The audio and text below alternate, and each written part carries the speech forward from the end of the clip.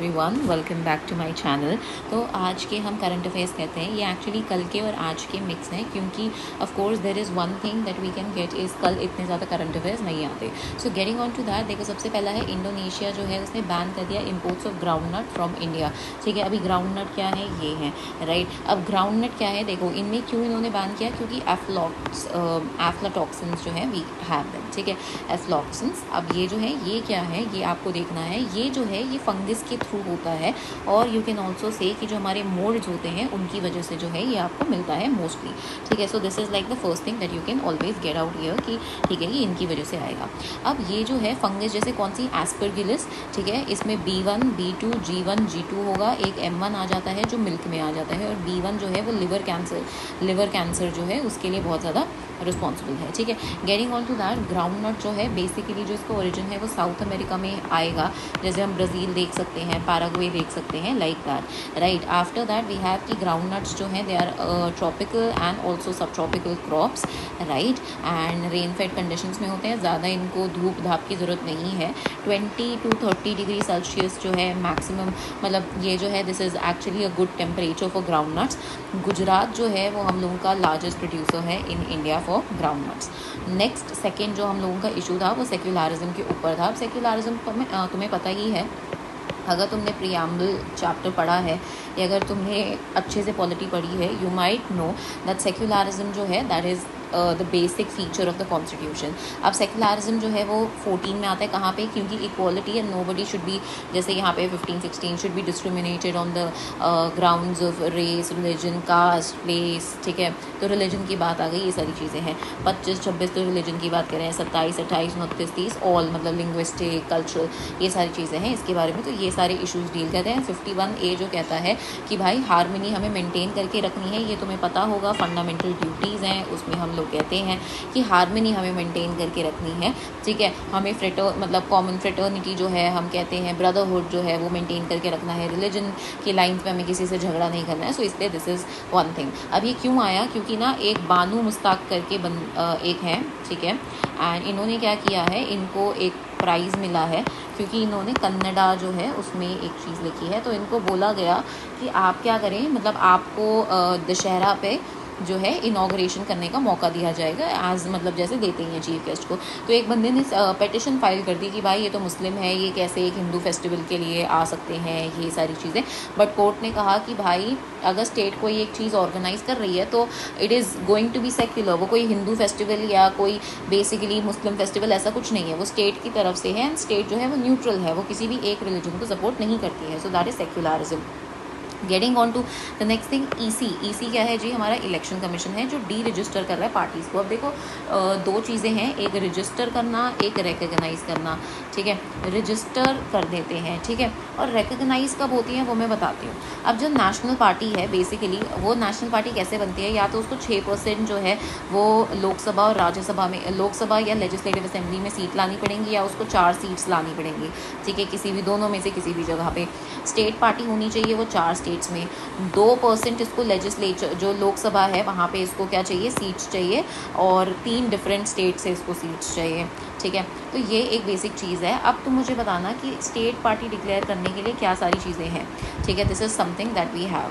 अब RUPPS क्या होता है, these are registered unrecognised political parties. Unrecognised मतलब ना तो ये नेशनल पार्टी बन सकी हैं अभी तक, और ना ही स्टेट पार्टी बन सकी हैं, तो ये ऐसी ही पार्टीज़ हैं, जस्ट रजिस्टर्ड है। तो डिफरेंस क्या होता है रिकग्नाइज पार्टीज़ और अनरिकग्नाइज पार्टीज़ में, कि भाई जो रिकग्नाइज पार्टीज़ हैं इनको बहुत सारे प्रिविलेजेस मिलते हैं, जैसे इन लोगों को ब्रॉडकास्ट जो है वो फ्री मिलता है रिकग्नाइज्ड को। बट ये जो RUPPS है, इनको इनको नहीं मिलता है फ्री ब्रॉडकास्ट दूरदर्शन या कोई भी चैनल पे। उसके बाद जो हमारी रिकग्नाइज पार्टीज़ हैं इनको इलेक्टोरल रोल्स फ्री मिलते हैं, बट इनको जो है ये नहीं मिलते हैं। इलेक्शन सिंबल जैसे रिकग्नाइज है, अब हमने बोल दिया कि जैसे हमारी कांग्रेस है या BJP है, इनके पास अपनी सिंबल्स हैं, मतलब बहुत साल से हमें पता है कि भाई एक हाथ है, एक कमल है, वो हमेशा से चलता आ रहा है। ठीक है, बट इनके पास ऐसा कुछ नहीं है, जो अनरिकग्नाइज्ड है, इनको फ्री सिंबल्स में से चूज़ करना पड़ता है।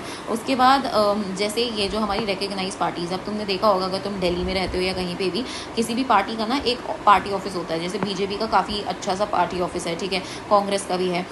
सो उसी तरीके से इन लोगों को सब्सिडी मिलती है ऑन दैट लैंड, बट इनको नहीं मिलती जो अनरिकग्नाइज्ड होते हैं। और स्टार कैंपेनर्स जो हैं रिकग्नाइज्ड के लिए याद रखना 40 हैं, बट अनरिकग्नाइज के लिए ओनली 20 होते हैं, ठीक है। This is something. उसके बाद आइसोब्यूटेनॉल, ये एक अभी आजकल न्यूज़ में काफ़ी ज़्यादा चल रहा है। क्यों चल रहा है? क्योंकि आइसोब्यूटेनॉल जो है हम लोग क्या करेंगे, इसको ना मिक्स करेंगे। हम किसके साथ मिक्स करेंगे? हम इसको डीजल के साथ मिक्स करके हम लोग एक फ्यूल बनाएंगे, ठीक है। अब ये ब्लेंड करेगा। अब इसका जो फ्लैश पॉइंट है, मतलब ये कैसे जलता है, वो काफ़ी ज़्यादा लो है, ठीक है, दैन इथेनॉल से कम है। So it's like fine. And then also lower cetane number than diesel that causes diesel knock, ठीक है।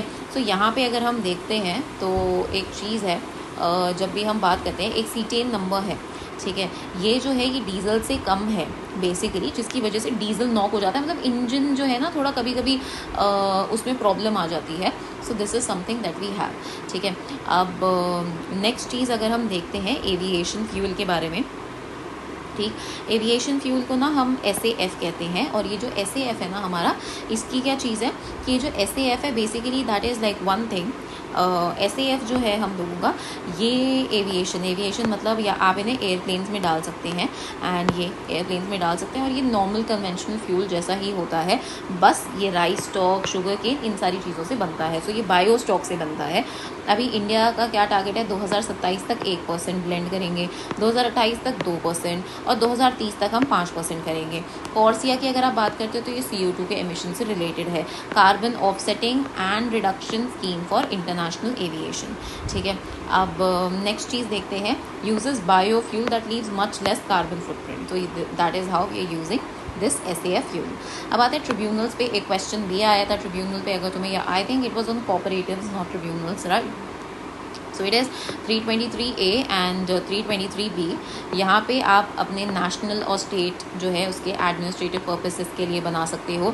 जैसे हम इसकी बात करते हैं CAT, ठीक है, CAT हो गया, और SAT हो गया, स्टेट एपेलेट ट्रिब्यूनल, ठीक है, सेंट्रल एपेलेट ट्रिब्यूनल, और ये 42nd कॉन्स्टिट्यूशनल अमेंडमेंट एक्ट 1976 के तहत बनाए गए। अब इसमें कौन से ट्रिब्यूनल्स आते हैं? जैसे जिसमें भी सर्विस कंडीशंस के बारे में बात हुई गई हो, ठीक है, या पब्लिक सर्वेंट्स की सर्विस कंडीशन के बारे में। 323B जो है ये बेसिक बाकी दूसरी चीज़ों के लिए हैं, जैसे IT का हो गया, इनकम टैक्स एपेलेट ट्रिब्यूनल, या फिर SAT हम लोगों ने बोला। SAT क्या है? सिक्योरिटी एपेलेट ट्रिब्यूनल, हम लोग ये देखते हैं, ठीक है। अब जो मेंबर्स हैं जो हमारे एपेलेट ट्रिब्यूनल है, वो कौन है? जुडिशियल मेंबर्स होते हैं, और नॉन जुडिशियल या टेक्निकल मेंबर्स होते हैं। जुडिशियल जो है इनकी मेजॉरिटी होनी चाहिए, कोई भी रिटायर्ड जज जो है वो हो सकते हैं यहाँ पे। चेयरमैन जो है वो 70 साल के होंगे, मेंबर 67 ईयर्स, या फिर 5 साल, ठीक है, दोनों में से जो भी पहले आ जाता है that would be followed.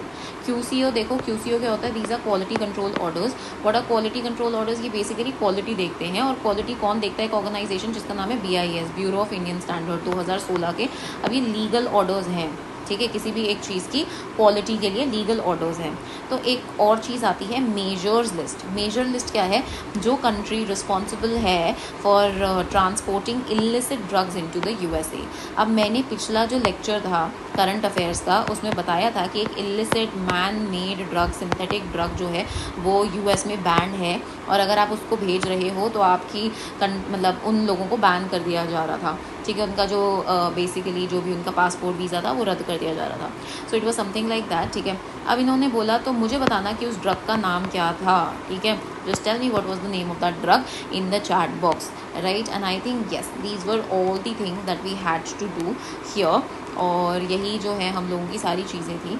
Just one more thing that I would like you to do is just a minute, what I would like you to do is, मैं इसके क्वेश्चंस पोस्ट करूँगी, तुम क्वेश्चंस देखना, तुम देखना कि तुम्हें कैसे कैसी सारी चीज़ें जो हैं वो समझ आ रही हैं, ठीक है। टेलीग्राम का लिंक जो है that would be in the description only, ठीक है, एंड डिस्क्रिप्शन में ही मिल जाएगा जी आपको इसका जो भी लिंक है टेलीग्राम का, वहाँ पे जाके यार अटेम्प्ट करना है ये, क्योंकि बहुत कम लोग कर रहे हैं, and I would like more people to attempt those quizzes, क्योंकि तुम्हारे लिए अच्छा है, ठीक है भाई, and that is something that I would want you, ठीक है।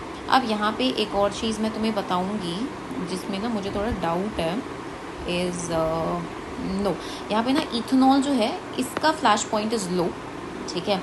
आइसोब्यूटेनॉल जो है इसका फ्लैश पॉइंट ना, ये I will just correct it here, इसका जो फ्लैश पॉइंट है वो हायर है देन इथेनॉल, ठीक है। तो ये इथेनॉल का लो है, इसका आइसोब्यूटेनॉल का हाई है, ठीक है। जस्ट रिमेंबर दिस थिंग, बस मुझे यही बताना था। चलो ठीक है, अगर तुम्हें वीडियो अच्छी लगी तो लाइक शेयर कमेंट सब्सक्राइब कर देना, ठीक है। एंड अब मैं मिलूँगी तुम्हें कल। Okay then, bye bye and yes, happy Navratri to all of you.